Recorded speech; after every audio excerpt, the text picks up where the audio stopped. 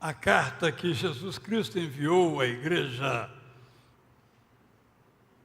nos ajuda, numa delas, no livro do Apocalipse, a compreender a chamada doutrina das últimas coisas, ou a escatologia.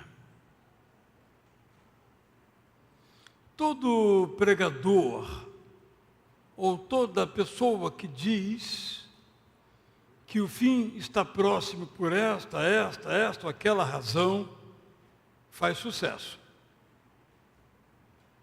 Mas é falso. Porque aquele dia, aquela hora,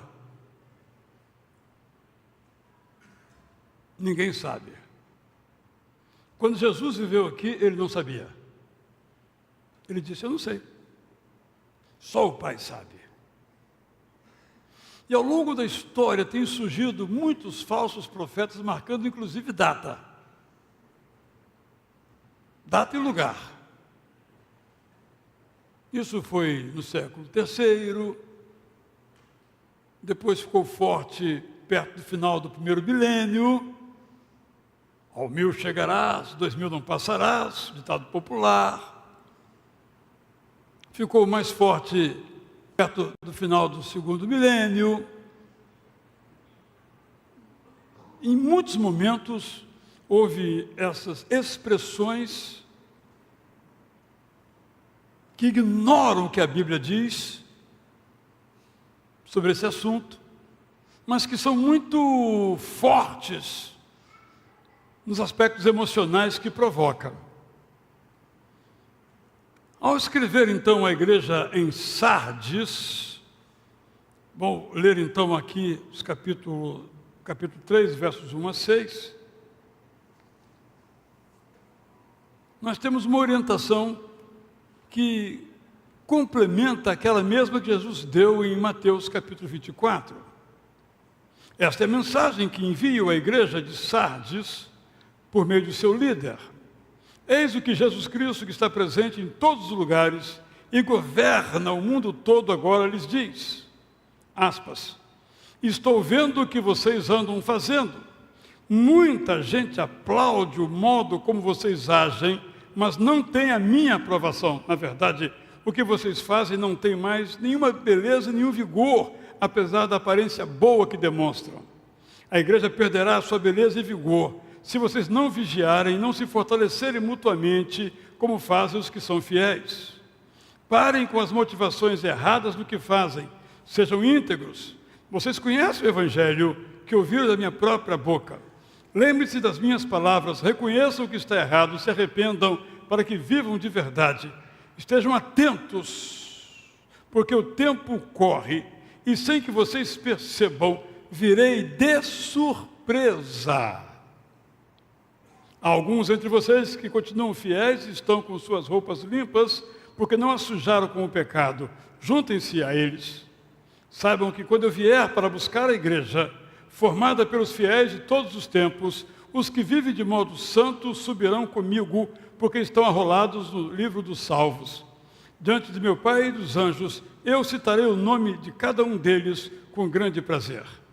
Para o seu próprio bem, preste atenção ao que o Espírito Santo está lhes dizendo.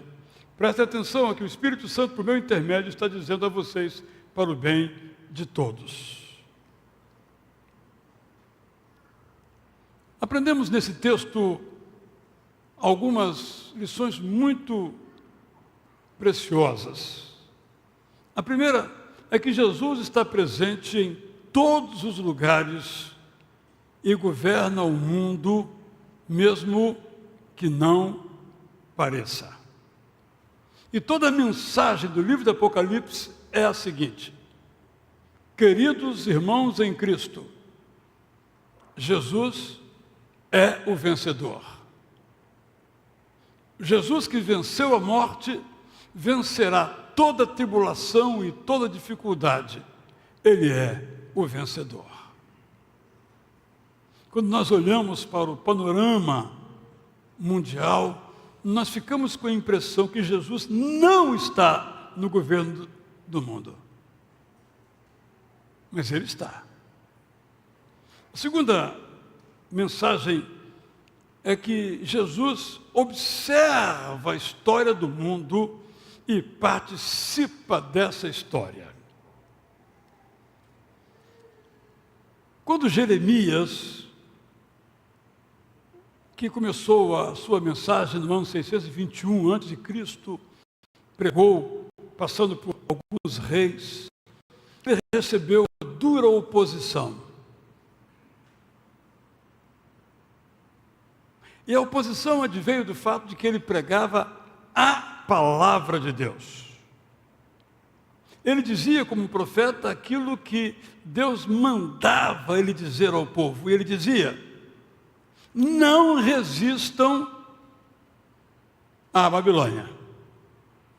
Entreguem-se. Há uma cena no livro de Jeremias em que o rei Zedequias pega um texto contendo as profecias ou sermões de Jeremias, pega um canivete, pega esse rolo e pica em pedacinhos e coloca na lareira para queimar. Porque ele dizia: você é corrupto, idólatra, injusto, e leva o meu povo a ser injusto, idólatra e corrupto. Como Moisés já disse há séculos, se vocês não ficassem fiéis à minha aliança, vocês iriam para o cativeiro. Impossível. O nosso templo em Jerusalém, ali está a presença de Deus e ele está de pé. Jeremias disse: mas vai cair. Não é possível, porque o templo cair é Deus cair, e Deus é soberano, não vai cair. Nós sabemos a história. Jeremias foi preso, levou bofetada, mas ele disse: depois que vocês forem para o cativeiro, 70 anos depois, vocês vão voltar. Está maluco esse profeta? Nosso Deus nunca nos mandaria para o cativeiro. E continuava nos seus pecados.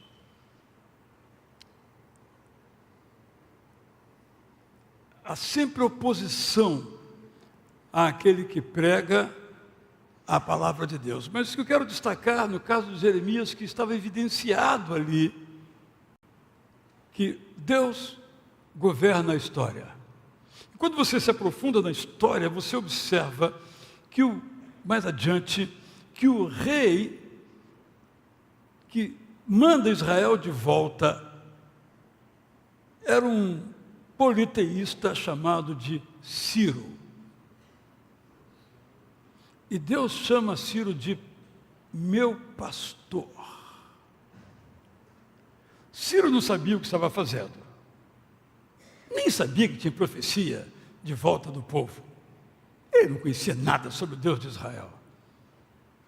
Mas Deus é Deus de quem o conhece e Deus de quem não o conhece. E Ciro foi o instrumento que o Deus eterno, que observa a história e participa da história, e vemos isso em nossas vidas pessoais, tinha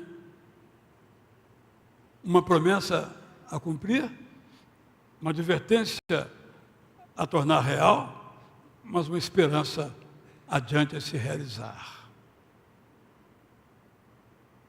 Se eu pudesse dizer, como é que eu resumiria a minha teologia, seria esta: Deus observa a história e participa da história, mesmo que nós não vejamos.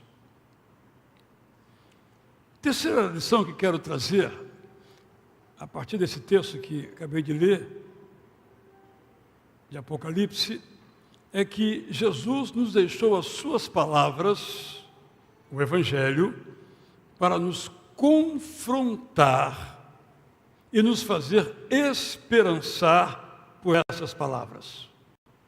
Quando pregou, Jesus confrontou os que não criam, e o Evangelho confronta os que não creem até hoje, convidando a todos para que creiam em Jesus como o Salvador. No Evangelho, Jesus confrontou os que creem também, para que fossem unidos, sinceros e compassivos. Quando a gente dá uma olhada no panorama evangélico brasileiro, precisamos de unidade, precisamos de sinceridade e precisamos de compaixão. É difícil saber em qual desses itens estamos em melhores ou piores condições. Mas um que tem consequências desastrosas é a falta de sinceridade. Nessa carta, Jesus faz exatamente esse confronto. Vocês fazem, mas a motivação não é correta. Antes do evento Rio Grande do Sul, houve um movimento, sobretudo no TikTok, de pessoas que iam cometer ações de benemerência, levando uma cesta básica, um cobertor, reformando uma casa. Então, colocavam os filmetes no TikTok de suas boas ações. E com isso, o engajamento subia. É possível que alguns fizeram isso com boa intenção. Mas é possível que alguns fizeram isso para aumentar o número de seguidores e de likes no seu perfil. No Rio Grande do Sul, houve também esse tipo de circunstância, situação, e é claro que não nos cabe de modo nenhum julgar. Não é este o meu propósito aqui, é apenas demonstrar que quando eu faço alguma coisa, quando você faz alguma coisa, eu tenho que me perguntar qual é realmente a minha intenção. Se eu oro por alguém,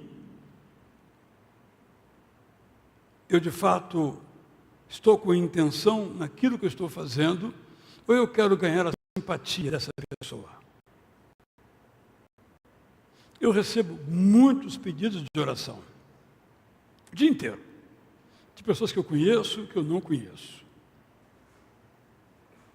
Eu paro e oro naquele momento, uma oração curta, porque eu sei, depois eu não vou lembrar mais nem quem me pediu. E eu fico numa dúvida. Digo que orei ou não? Às vezes eu não digo que orei, embora eu ache muito importante dizermos. Que eu me pergunto, por que estou dizendo que orei? Para mostrar que eu me importo?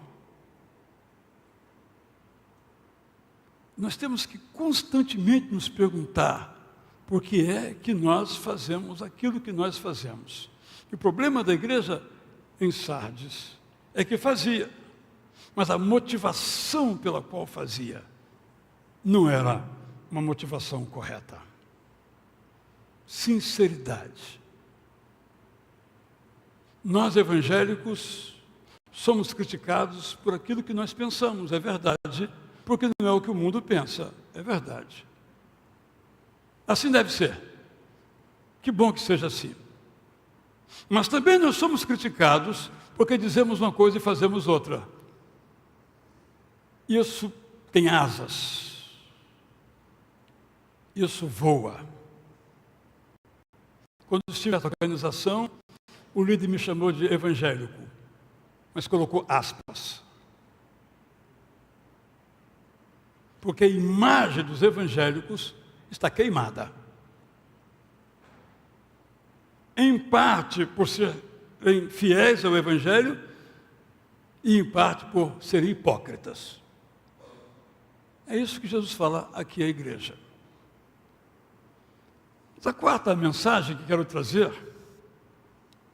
é que Jesus está voltando para terminar o seu projeto. Qual é o projeto de Jesus? Gênesis, capítulo 3. quando o ser humano pecou,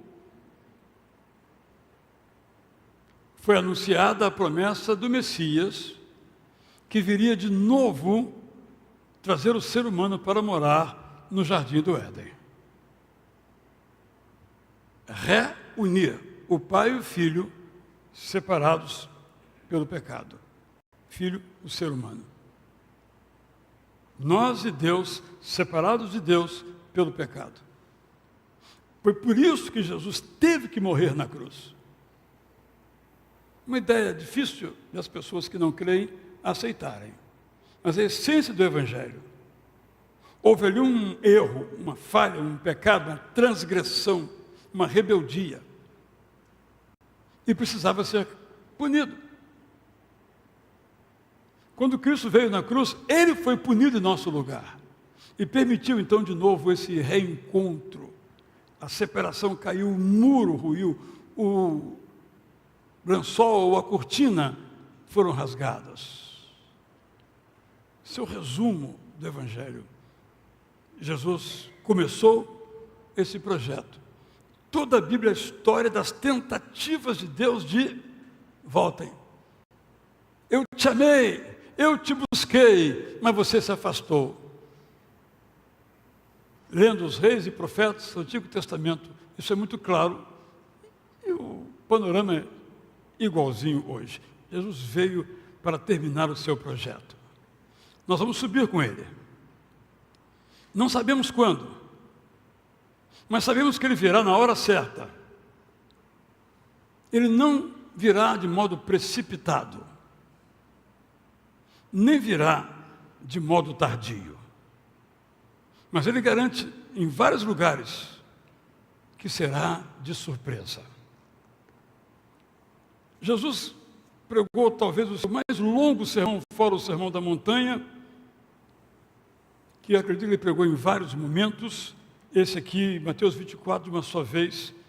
Você pode abrir a sua Bíblia aí, você marcar claramente isso, porque às vezes esse texto gera muita dificuldade de entendimento, não por nossa causa, não por causa do texto bíblico, mas por nossa causa. O capítulo começa, Mateus 24, de 1 a 4, falando sobre coisas que já aconteceram. A destruição do Templo de Jerusalém. Em seguida, dos versos 5 a 8, ele fala das coisas que vão acontecer no final dos tempos. E o verso 14 diz assim: graças aos seguidores fiéis em todo o mundo, o Evangelho da graça de Deus será anunciado, para que seja ouvido em todas as nações. Depois dessas coisas acontecerem, é que virá o final dos tempos.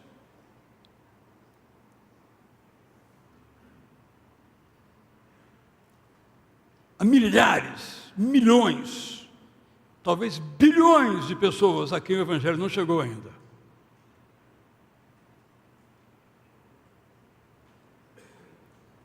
Há 2 semanas esteve aqui o missionário Valdeir Contai, foi membro da nossa igreja, que é missionário da Tailândia.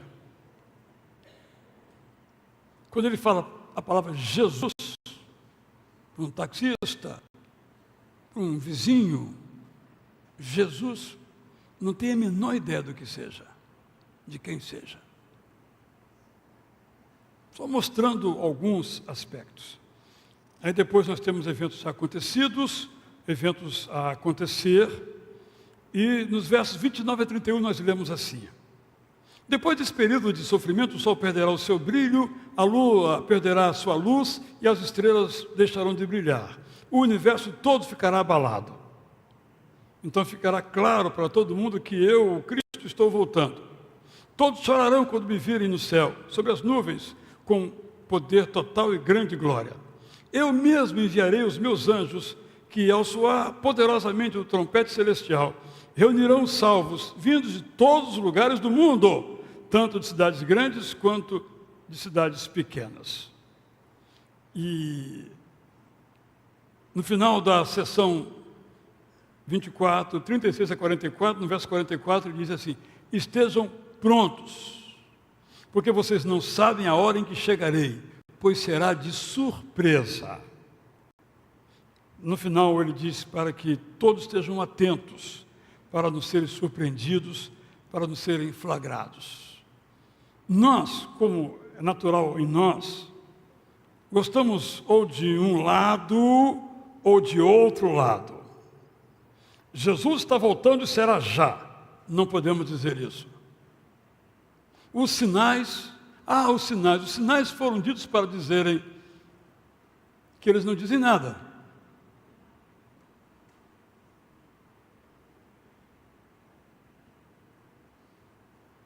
Para que nós, então, não nos fiquemos preocupados tentando interpretar a sociedade, a realidade, o momento em que vivemos, então, agora é. Não sabemos. Isso é uma decisão absoluta, exclusiva do nosso Pai. Mas o que Jesus nos ensina é que temos que viver como se Ele fosse voltar hoje. Ele pode voltar hoje? Pode. Porque quem vai mandá-lo de volta é soberano. Ele pode voltar amanhã? Pode. Porque aquele que dá a ordem é soberano. Então, catar sinais é incredulidade. Porque a nossa crença é: eu estou pronto para quando ele voltar. Se for hoje, eu estou pronto. Eu quero dizer algo bem pessoal nesse sentido. Quando eu falei, se Jesus vier hoje, eu estou pronto, eu quero dizer aos irmãos que eu estou pronto. Eu não tenho pressa, mas eu estou pronto. Eu espero que você tenha a mesma consciência no seu coração. Quando é que estamos prontos? Estamos prontos quando nós já recebemos a Jesus como nosso Salvador. Então não tem medo. Se Ele vier hoje, vou deixar de fazer algumas coisas, é verdade. Vou deixar de sofrer algumas coisas, também é verdade. Mas estou no céu. Preocupação? Zero. Por quê? Porque eu sou bacaninha, sou legalzinho? Não. Porque Ele, na cruz, se ofereceu por mim, me religou com o Pai, me salvou e me concedeu uma vida que não vai acabar e que já começou. Eu estou pronto quando eu digo que obedeço a palavra de Deus, procuro viver segundo os ensinos de Deus, com erros e acertos, mas sempre com o desejo mais profundo de imitar a Jesus em tudo que eu penso, em tudo que eu sou, em tudo que eu faço, com tudo que eu tenho. Eu sou um pequeno Cristo. É assim que eu quero viver.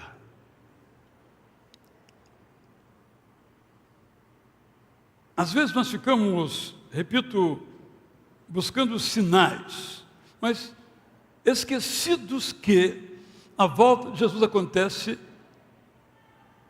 quando a gente morre. Quando a gente morre, não tem mais história a ser escrita, nem desenvolvida. Eu já entrei no céu. Então Jesus pode voltar e eu estar vivo, decisão dele.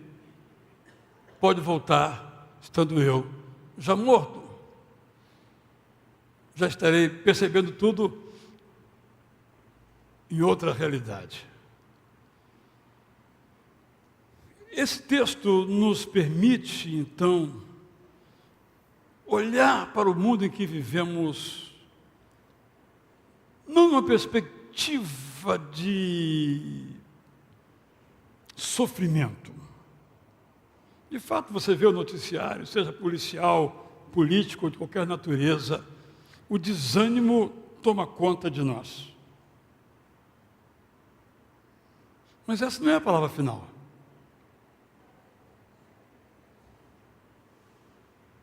A palavra final é que Jesus voltará com grande glória e poder. Nós o aplaudiremos sem medo. Imagine você, vamos imaginar assim, tocou o trompete celestial. Olho para o alto e vejo Cristo voltando. Mas falta isso, falta aquilo, eu não perdoei o irmão fulano de tal, eu não... A volta de Jesus é um convite a uma vida evangélica. Não é temor, não é terror. Quando eu era criança, estava vendo algum jogo de futebol escondido, eu tinha medo, se Jesus voltasse agora, hein? Mas eu era criança, né? Mas se eu estiver vendo um jogo de futebol, com um bom coração, com boa intenção, mesmo torcendo para um time perdedor ou um vencedor, isso não altera minha condição. Porque, irmãos, sabe, a gente às vezes se esquece da coisa mais elementar do mundo. Nós somos salvos pela graça. Muitas vezes nos perguntamos se aquela pessoa que cometeu um ato extremo contra sua própria vida vai para o céu. Se ela foi salva, ela vai para o céu. Porque ela não foi salva pela sua saúde mental ser boa ou ruim. Ela não foi salva por ter um comportamento exemplar. Ela foi salva porque foi amada por Deus, que enviou Jesus Cristo e colocou o nome dela no livro dos salvos, de onde ninguém apaga. Essa é uma teologia bíblica, para que nós, então, até nos revoltemos com os erros que nós vemos, tanta violência, nós vivemos isso, tantos cuidados que nós temos, devemos fazê-lo mesmo. Mas nada nos separa do amor de Cristo. Nada.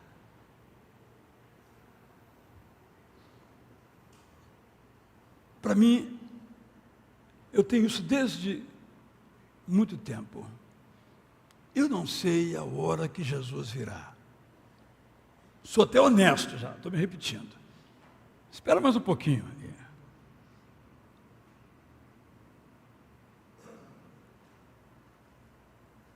Mas eu quero dizer ao irmão, à irmã, eu estou prontésimo. Isso eu falo desde que eu tinha muitos anos menos. Muito menos de 72, muito menos de 30. Isso sempre foi claro na minha vida. Nunca me apavorei nos eventos. Porque o nosso olhar não pode estar posto na história mundial, nem na história pessoal, mas na história do Salvador.